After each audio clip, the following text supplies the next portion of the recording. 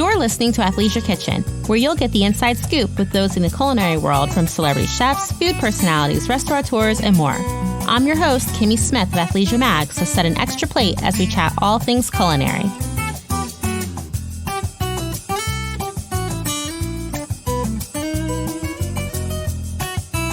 On today's episode of Athleisure Kitchen, we sit down with Athleisure Mag's December cover, Cora, the first female Iron Chef, Restaurateur, and TV personality. We talked about Kat's phenomenal career, great advice that she received from her mentor, Julia Childs, how she goes about deciding on what her next projects will be, her wife Nicole and family life, and of course she gives us the scoop on some of her favorite dishes from her restaurants. This episode, as well as our photo shoot for the 48th issue of Athleisure Mag, took place at 498 West End Avenue, 12A, via our friends at the Louise Phillips Forbes Halstead team.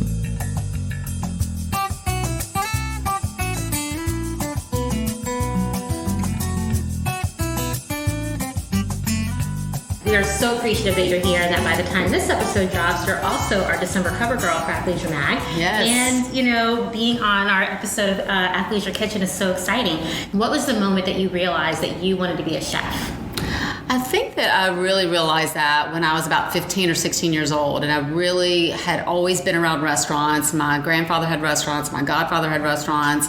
I had, amazing cooks, my father, my mother, my grandmother, all around me cooking, different things. My mom and grandmother could bake, and they were cooked, very global cuisine. And my dad was Greek American, so we learned Greek food. And then, of course, I lived in the South, in Mississippi, so we had good Southern food. And I think that being around restaurants my whole life, really growing up around them, I just feel like it was in my DNA. So about 15, I thought, I really want to do this. I love the vibe and the energy of a restaurant and kitchens, and I think I want to, go in and pursue this. This lifestyle and this way of living, through my career. And so I just thought that this would be perfect for me. And, again, I just felt like I was really, in a way, this may sound a little corny, but kind of born to do this. I love that. So, where did you train? Where did you go to school? What were the kitchens you worked in prior to opening your first restaurant? Well, I started in,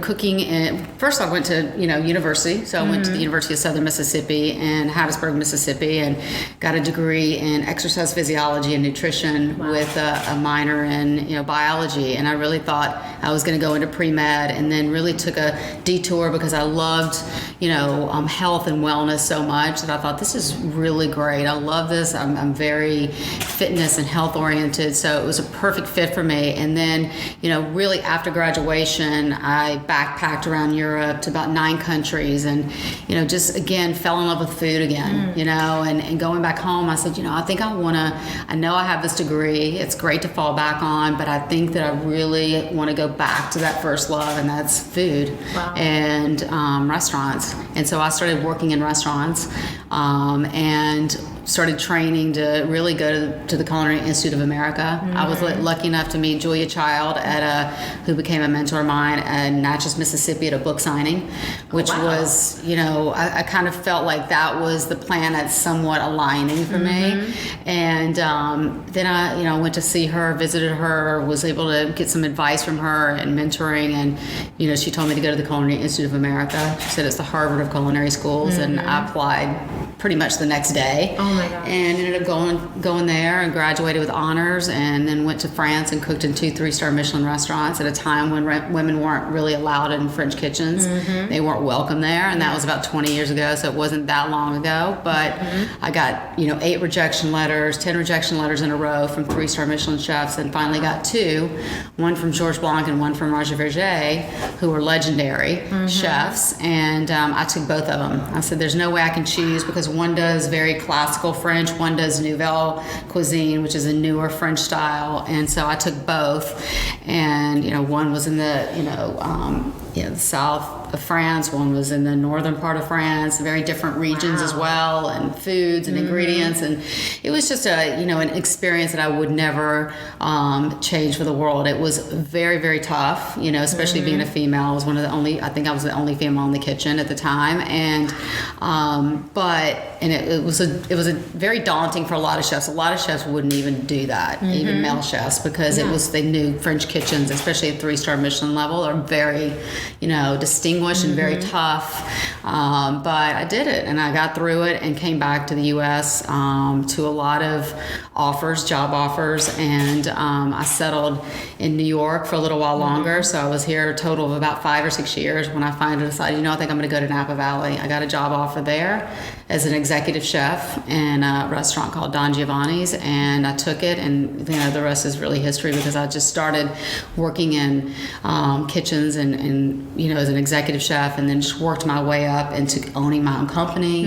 I decided I want to work for myself and be an entrepreneur, which I kind of always had that entrepreneurial spirit, and so I did that and started my own company called Cora Inc. and started TV by chance. Got an offer from the Food Network by chance, because I was on a local show at the time. I opened Postino as an executive chef and partner, and I went to it was in the Bay Area, and so I went to San Francisco, did this little local show there, and I sent that tape to the Food Network thinking, I'll just send it, see what happens. And they called me a month later to audition for my own show and to do guest appearances, and that was in 1999. Yeah. And I've been doing TV ever since, so about 20 years of television, and it's been amazing. It's just been such an incredible journey, and I being able to do various things in this industry is such a gift and a blessing, because I feel like that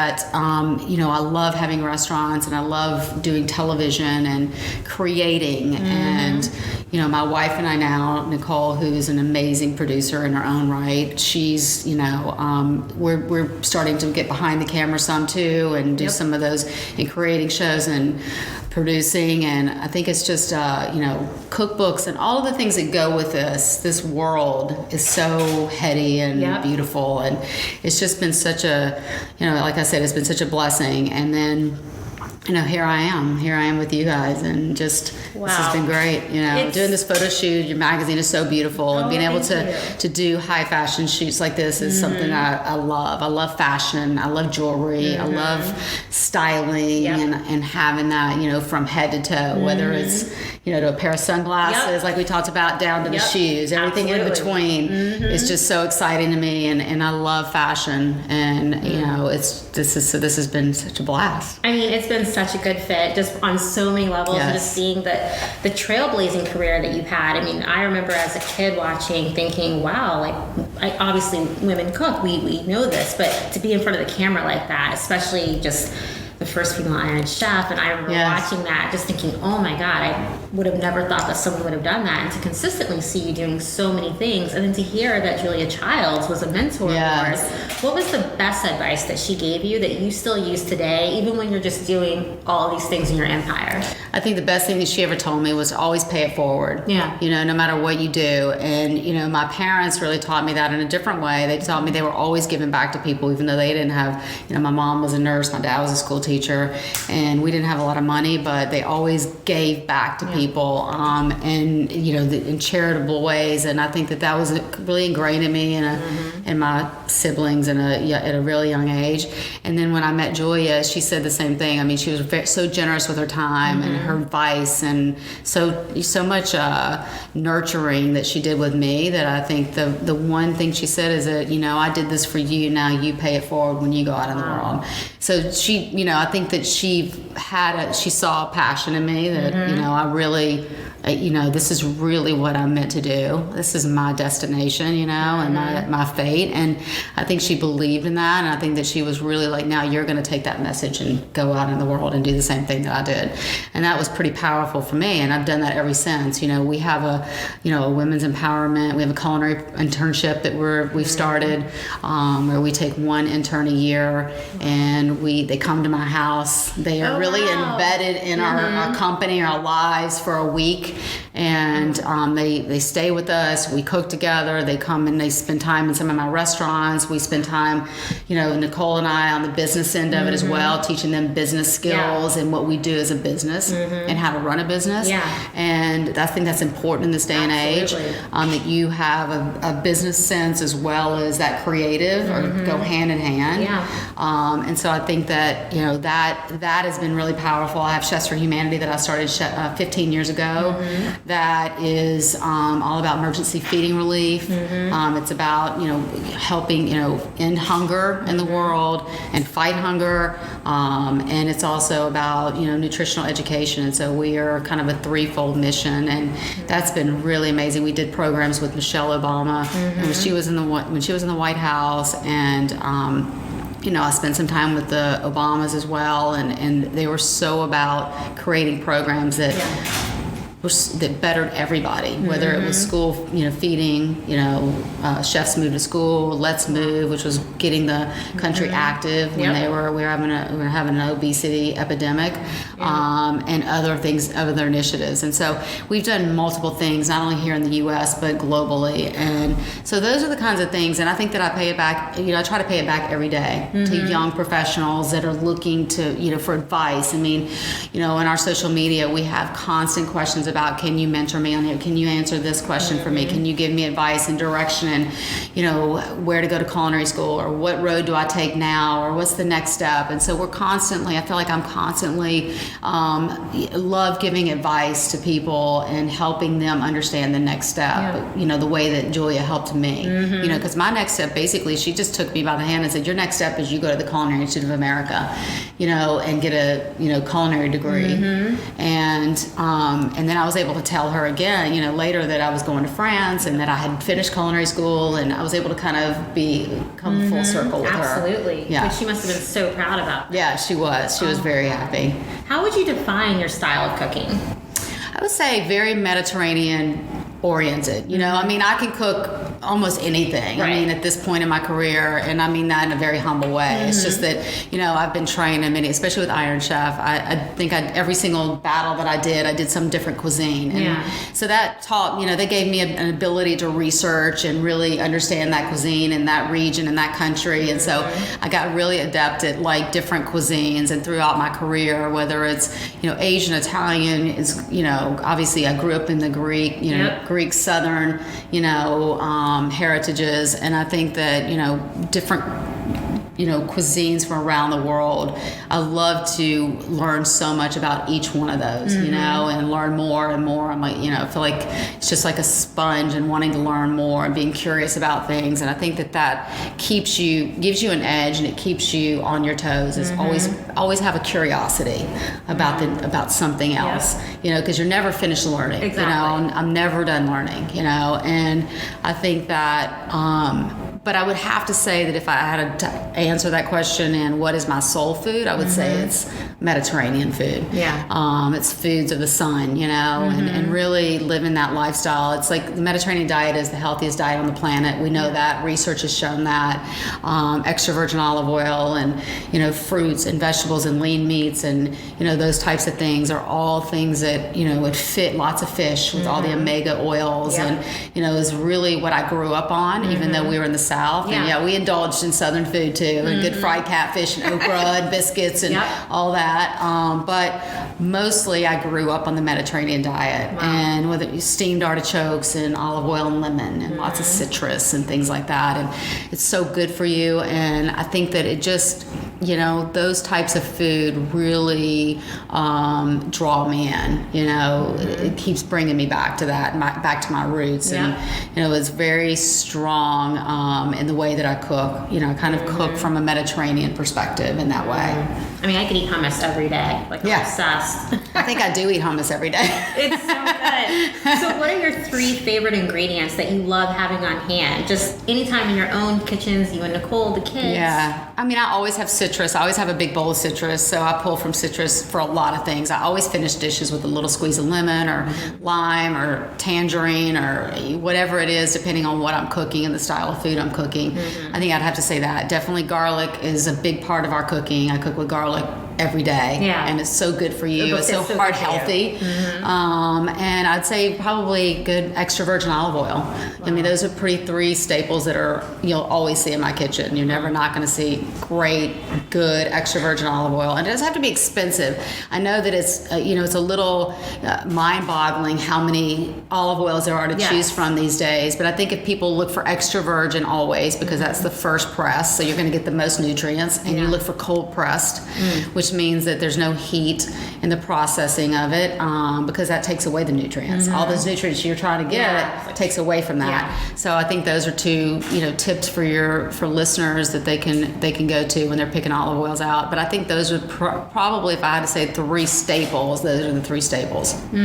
So when you first created your first restaurant, what was that like? Were you like so excited? Were you scared? Were there things that you were just really concerned about? I mean, that's so different leaving from other people's kitchens to really getting to own your own space.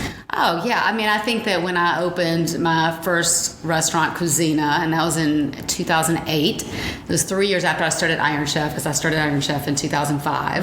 And then we went for a lot of seasons. We're still going, still playing, all the reruns are playing. But I think 2008, I started my first restaurant at Disney on the boardwalk in Orlando, and it was called Cuisina by Cora, which Cuisina is kitchen in Greek.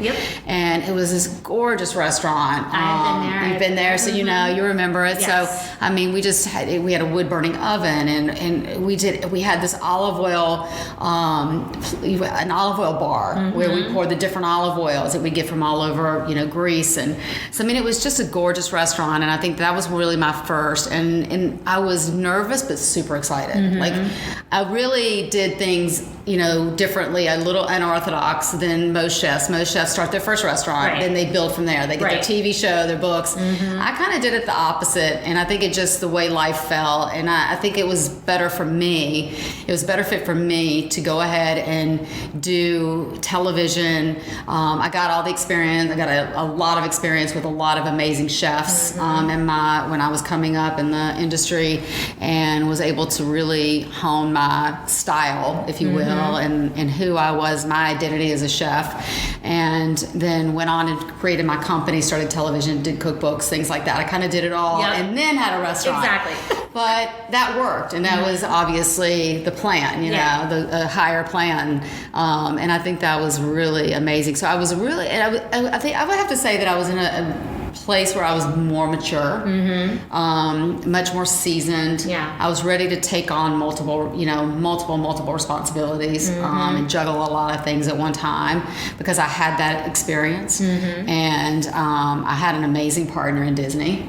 Because I think when you're picking partners and day-to-day operators, you have to pick brands that are amazing brands that they always want to succeed. Their goal is to be the best. Their standard of excellence and quality is as high as can get, which Disney is. And I still have a great relationship with Disney today, and it's just been really, and we've done multiple things, along the years, and I think that it was just such a fantastic way for me to start my restaurant.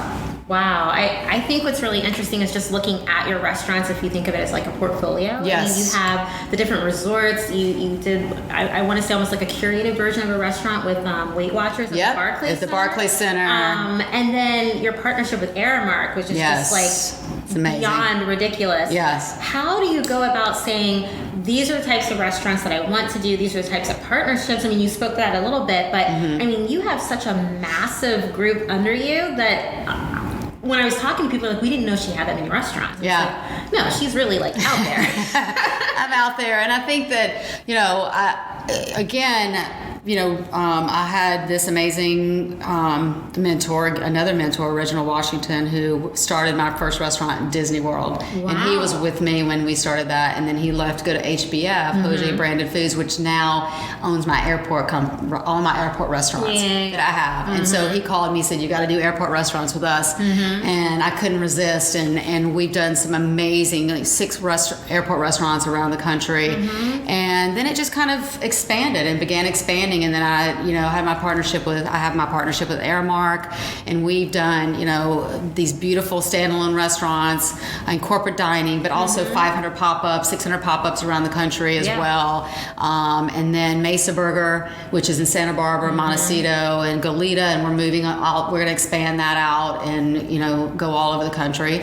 And so it just continues to be beautiful. I had my restaurant in Singapore that was just phenomenal, and it was really great to have an international presence. And I learned a lot from that experience, and it was just such a beautiful restaurant. So there's just these really amazing things that continue to grow, and it's so organic. it happened so organically from the very beginning. The Disney restaurant was really an organic thing that happened, and then it just expanded from there. And I like that. And I also love the idea of putting restaurants. Yes, I can.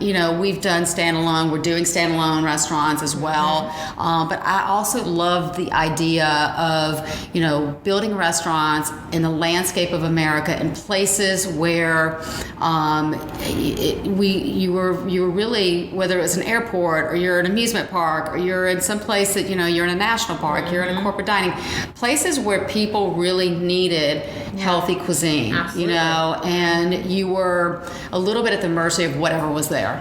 Stadiums, for instance, they've changed dramatically, as you've seen, and now you can get healthier options. But I like that. I like going into the landscape of America and putting restaurants in unexpected places where people are like, wow, I can get like a healthy meal here, when I'm watching a concert, or I can go to a baseball game and get a great healthy meal, or I can be in the airport traveling, and if my flight gets delayed, I can go to Athleisure Kitchen and sit there and have an incredible breakfast. And if I wanted a healthy breakfast, I could. If I wanted a healthy lunch or dinner, I could. So I think that it's giving people that access to health and wellness and a foundation that we don't even say we're a health and wellness restaurant.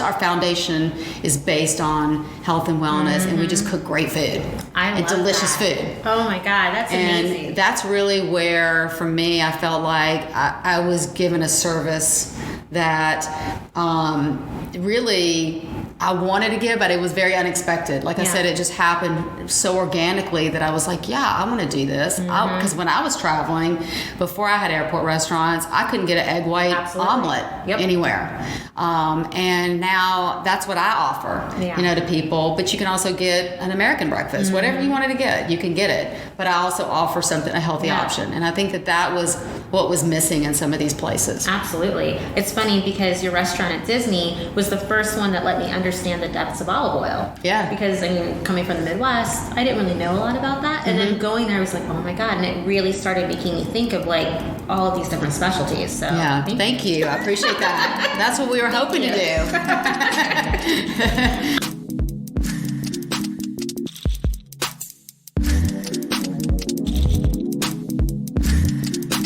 If you're enjoying today's episode with Cora on Athleisure Kitchen, we suggest that you go to Athleisure Mag and see her entire photo shoot as the cover of Athleisure Mag's 48th issue. In addition, check out more episodes of some of the great interviews that we have had during Season 1 of Athleisure Kitchen, which is a part of Athleisure Studio, our podcast network. You'll hear from Gail Simmons of Top Chef and what it's like to judge the show. Chef Marcus Samuelson shares the importance of Harlem Eat Up, and Tommy Tardy of the Flatiron Room shares information about the whiskey lockers that are available and on display at this whiskey destination. With a number of episodes to binge, make sure that you're following us on iHeartRadio, Spotify, and rate us on Apple Podcasts or your preferred listening platform.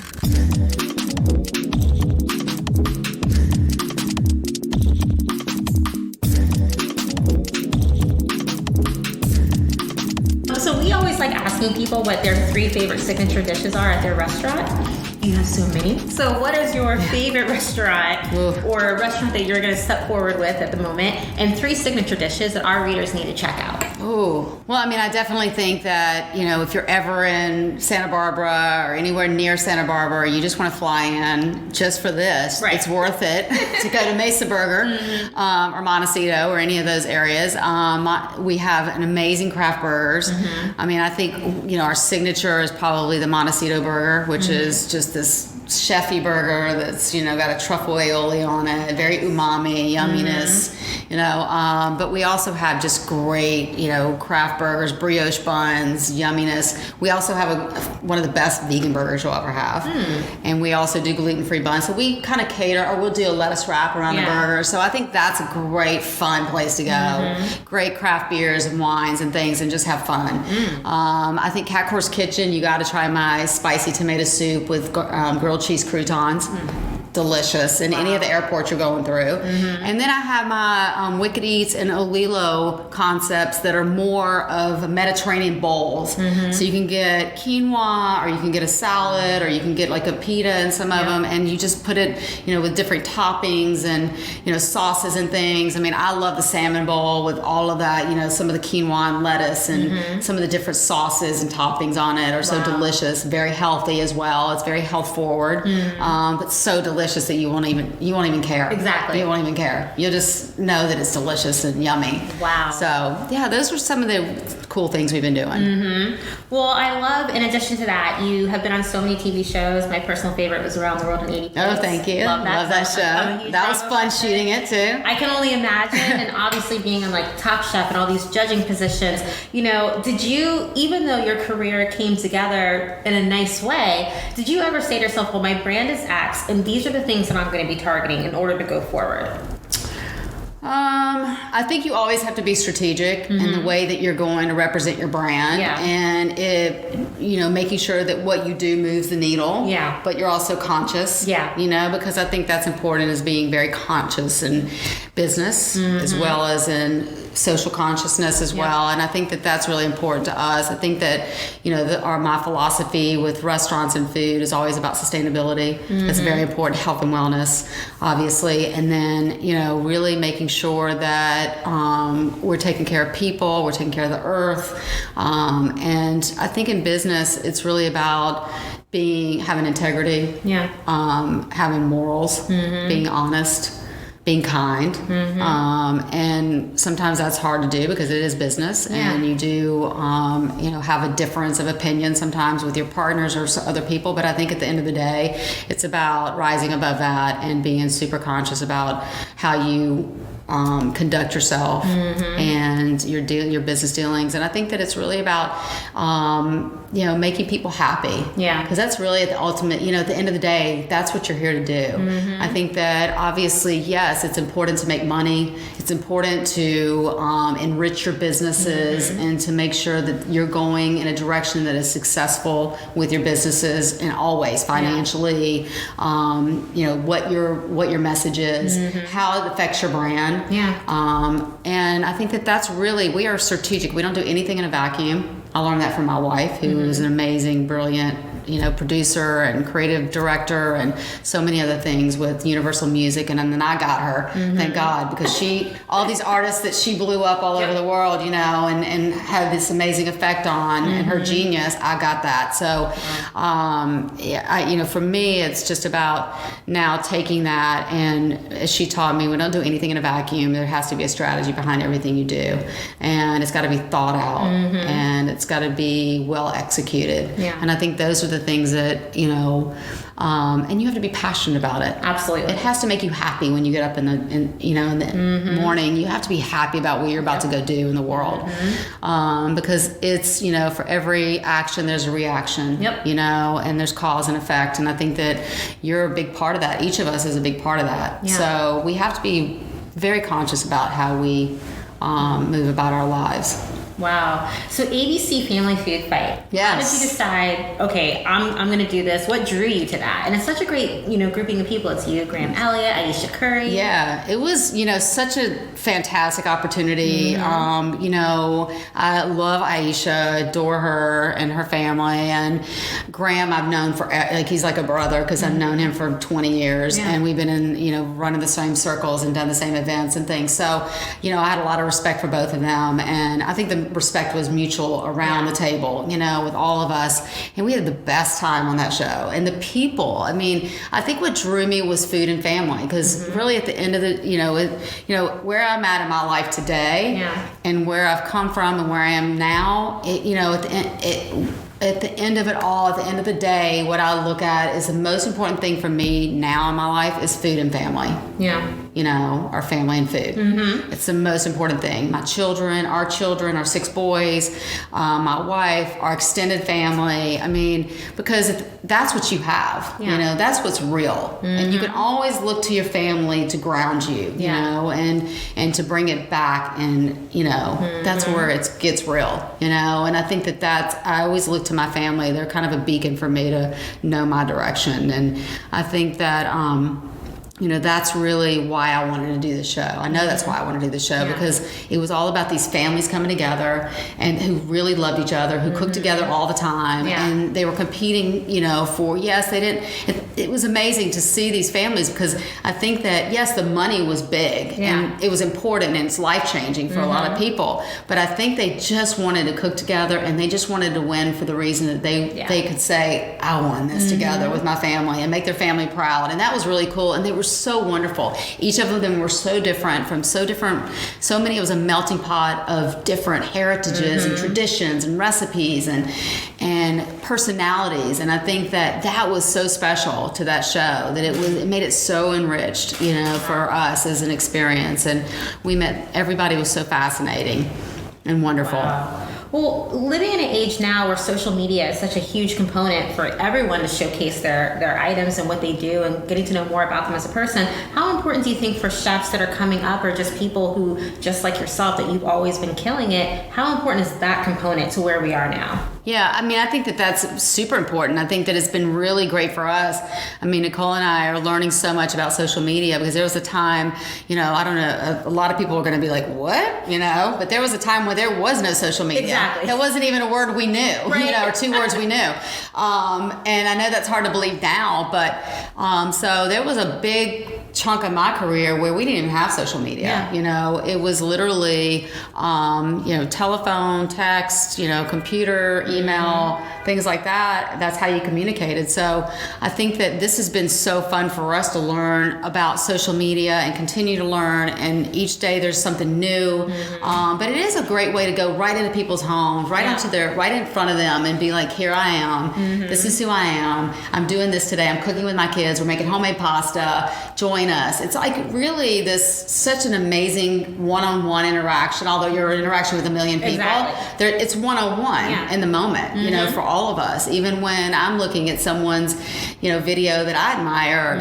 it's one-on-one in that moment. And I think that's what's so cool, is you get this one-on-one connection, and it's such an intimate connection with people that you really admire, and you get to see their lives. It's very voyeuristic, because you get to see into their lives and what they're doing in their home, and what they do when they're not an actor on a screen, or they're not a musician, and they're not a chef. You get to see who they really are at home, and just hanging out with their family. And I think that's really, there's something special about that, because I think it makes the world smaller in a good way. And I think it brings us all, people from around the world together in this one place of intimacy and connection that you wouldn't have otherwise. So we use it for everything, and every day we're learning something new, and really, on board, and having the best time with it. And I find myself stopping for selfies, stop for this, and I'm Instagramming my food, and it's a lot of interaction. But I think that at the end of the day, it's really beneficial for connecting with other people around the world. Well, you have a number of cookbooks under your belt. Is there anything that you're working on now that our readers can find out about, or should keep their eyes out for, or checking your social media for? Yeah, I have 3 cookbooks and a memoir, and we are working on another cookbook for next year. I can't tell you what it is yet, but it'll be good when you see it. And I'm super proud of the idea and the concept and what we're doing with it, because I think it's going to be a little disruptive, which is cool, which is a good thing. And I think that, definitely the listener, you guys all, look out, check my Instagram, for any updates, and it'll be coming out hopefully next year. I mean, that's amazing. So licensing is also massive. Yes. Are you having any new products that are coming out, fun partnerships that you can talk about? We are definitely doing some partnerships. I just launched a caviar line with California Caviar. Wow. So I actually just did Rachel Ray today, and we're doing something really cool on the show around it, so people can check that out. That's exciting. And but I just launched. It's called Creme by Cora, and so it's this beautiful caviar It's American white sturgeon caviar, and it's farm raised here. We actually is through in partnership with California Caviar. It's a all women run company. Really? Believe it or not, Wow. and which I think is super amazing. And they're so dynamic. And I always loved caviar, but I never knew how it was made, really. And they brought it to our house. We made caviar. I have such a much bigger appreciation for how it's made, how it's harvested, because it is very time consuming in a good way. I mean, they're getting because you're talking about little tiny fish eggs, so you have to be really delicate with them. So it's amazing to get a tin of caviar made, or 3 tins of caviar made, and you're just going, wow, that is incredible, the process. So it's, I think it's such it's a sustainable product, which I'm very proud of. And I think that it's much more approachable for people. The reason I wanted to do it, one of the main reasons, because I wanted to make it more affordable for people, and I wanted to make it approachable. Exactly. Because I think people have kind of this, caviar is too fancy for me. I can't, I would never be able to afford it. I'd never be able to use it. But I think that's why I really was most interested, not only their whole history of the company and that it was woman run and owned, and I think it was because it was such a beautiful product made sustainably, and it's approachable for almost anyone. And I mean, with caviar, I don't know if people know this, but it has so many amazing omega oils in it, but also it's such a small, 2 tablespoons has 7 grams of protein, and it has only 5 grams of fat, and it really is a lot of vitamins and all of these incredible minerals and vitamins that you get from that, especially because of the fish oils. Very healthy and beneficial for people. Wow, I had no idea it had protein in it, but that totally makes sense. 7 grams and 2 tablespoons. Wow. Okay. Well, that's exciting. There you go. I love eating it on my salad. And you can't. Potato chips, Exactly. Potato chips and sour cream is one of the best ways to eat it. yes. My little Indiana in me that comes there out. you go. So you have so much that's going on, and I'm sure there's plus asterisk, and you have your wife, you have your kids. How do you take time for yourself just to make sure that you're checking in with you? Yeah. I mean, I work out every day. I mean, it's one of my things. I've always worked out. I mean, I have, because of my degree in exercise physiology and nutrition, wellness has always been a big part of my life since really, when I was in my teens and then I went to college, I kind of put on that, extra 10, 15, and I was like, I gotta do something about this. I can't, this isn't working. And so I said, all right, I'm gonna start getting in shape. And it really just became a lifestyle. And now I do treat it as a lifestyle. And so I treat it just like I would, I'm gonna get up and take a shower this morning. I'm gonna get up and work out. I go to a meeting, I'm gonna schedule in a workout, because that's, part of my job as well. Absolutely. To stay healthy for my family. So I just look at it like that. And I think that if people can look at it as like, this is something I need to do, not that it's a luxury. It's not an add-on. It really is something that you can add into, and it doesn't, you don't have to spend the whole day actually, it can be just a 30-minute walk. I started getting in shape because I started walking. That was how I got in shape. Walking. And it wasn't going out and really immediately hitting the elliptical or the gym or this. It was literally through walking I got in shape, and I lost that 15 pounds, and then I just kept going. And so I just stay regulated. I still enjoy myself. I really look at the 80-20 rule for myself, and we kind of live by that. So it's 80% of the time. Sometimes it's 90, sometimes it's 70. If I'm on vacation, it might be 70, 30. But I try to, on a regular basis, stay in that 80-20, where I'm eating clean about 80% of the time, and then I have fun, where I'm enjoying myself, where I want to have an indulgent, night out or what have you. So I think that's, if you can kind of give yourself permission to still enjoy food, but then make smart choices 80% of the time, then I think that, you're already ahead of the game. And I will say that really exercising, eating healthy at least 80% of the time goes hand in hand. You always say you can't exercise off a bad diet, but you also really need that hand in hand exercise to go with, eating healthy and trying to just even if it's making little baby step strides, it's to start doing that. But that's really for me. I take time and exercise. I love baths. I love my bubble baths. I take a lot of those when I can. Yep.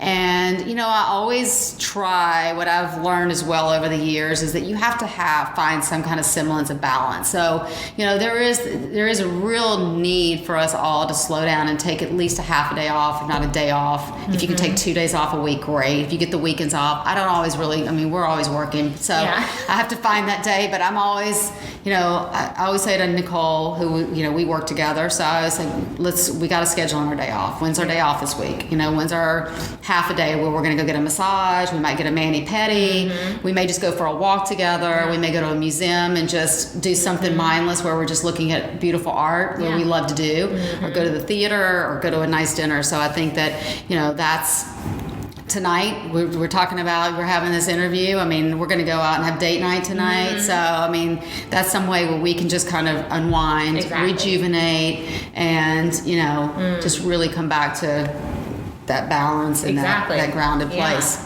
What are your favorite workouts or methods that you like to do? I like to mix it up because I've been working out now for many, many years. So I find that my body, at least, and I think exercise is individual to each person, it's not a one size fits all for everybody. And I think that the way that I will tell you this, if I exercise in one way, one mode, like say I do the elliptical for 5 days, my body gets used to the elliptical. Exactly. So then I've got to get off the elliptical and go for a run instead. Or I go do CrossFit, or I'll go do Soul Cycle with, my wife, or, whatever it is. Exactly. We'll mix it up.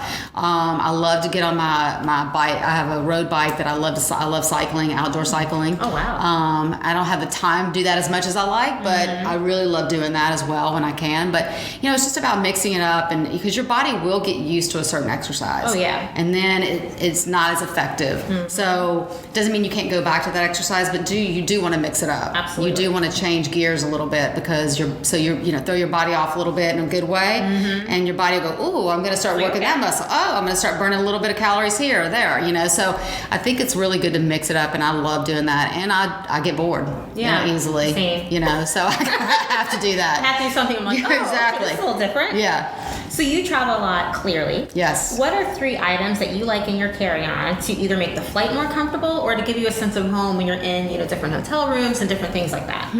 What do I like to always have? I definitely have my earbuds. Always have those. I always have a nice comfy pair of socks to throw on, to put on, usually. And what else? I always have a good book just in case. I always just like to keep a good book. I still like to read a book like exactly. that. Like flipping that page. Like flipping that page sometimes. So I always like to have a good book that I can keep with me. Even if I don't get to use it then, if I get to read a few pages, I'm happy. It relaxes me. Okay, well, I'll tell you, this is number 4 that I had to throw in. I had to throw in a 4th one because this is something that I always carry a little cooler bag with healthy snacks in them. Always. Wow. Even if we're flying first class and we're going to get meals, I still carry my healthy snacks. I carry almonds for us. I carry fruit for us, berries. I carry, some protein bars, what have you. I always carry, a lot of healthy snacks in my bag, and put a little cooler bag in there and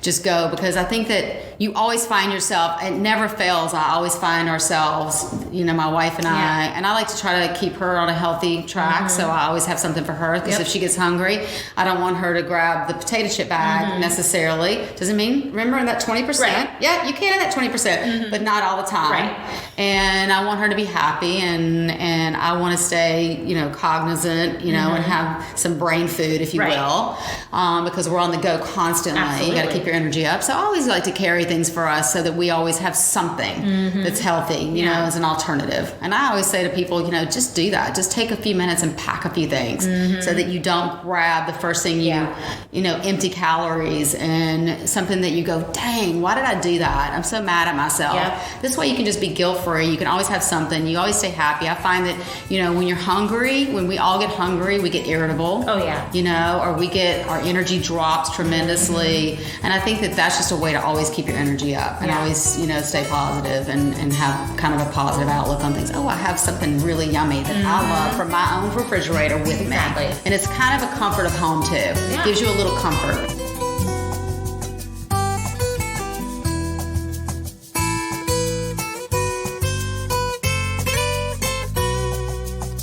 We can't wait to sit with you again to share another great story with you at Athleisure Kitchen. Athleisure Kitchen is a part of Athleisure Studio, our multimedia podcast network, which is a division of Athleisure Media, and whose sister site is Athleisure Mag.